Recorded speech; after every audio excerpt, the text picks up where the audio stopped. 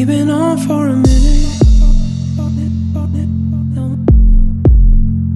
No more feeling alone. We're trying hard not to bruise it. Et je trouve qu'au niveau de la musicalité, il y a beaucoup plus possibilité de jouer avec ce qu'on entend et interpréter, même au niveau du visage, des bras, interpréter la musique à sa façon. C'est que c'est un feeling assez proche de la danse contemporaine et avec une connexion sensuelle et rythmée qui me donne l'impression de voler. J'ai découvert le zouk en Espagne, un festival avec Shandy Liberato, et ça avait dans la même danse tout ce que j'aime dans toutes les autres danses. C'était tout lié, c'était magnifique.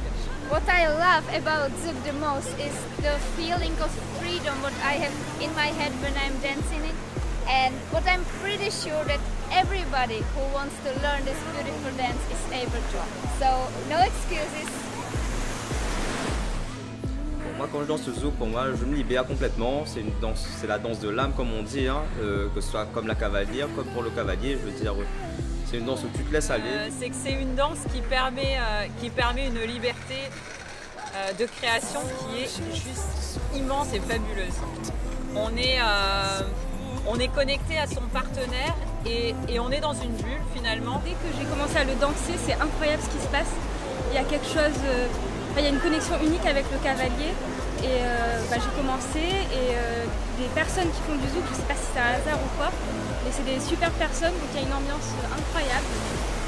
J'ai beaucoup apprécié le style de la danse qui peut être très proche, très ouverte, avec beaucoup d'émotions, beaucoup de styles, et puis la musique. Voilà, ça se danse sur pas mal de genres différents, donc j'ai très vite accroché. Je l'aime beaucoup parce que je trouve qu'elle laisse une grande place à la liberté d'expression, une grande place à la créativité, ce qu'on ne retrouve pas forcément dans les autres danses. Une danse très libre et très légère. Voilà, ce qui change, c'est que c'est plus dans le ressenti, dans le lâcher prise.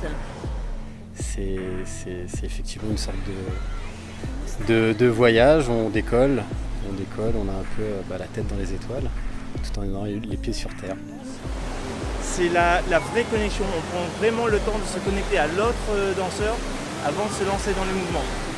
Bien souvent, les autres danses, on enseigne les pas, mais dans le zouk brésilien, on apprend d'abord à se connecter à l'autre personne pour pouvoir mieux guider et avoir un meilleur feeling et pouvoir s'envoler sur la piste. Donc si ça vous intéresse, moi je vous dis à très bientôt pour les cours de zouk brésilien.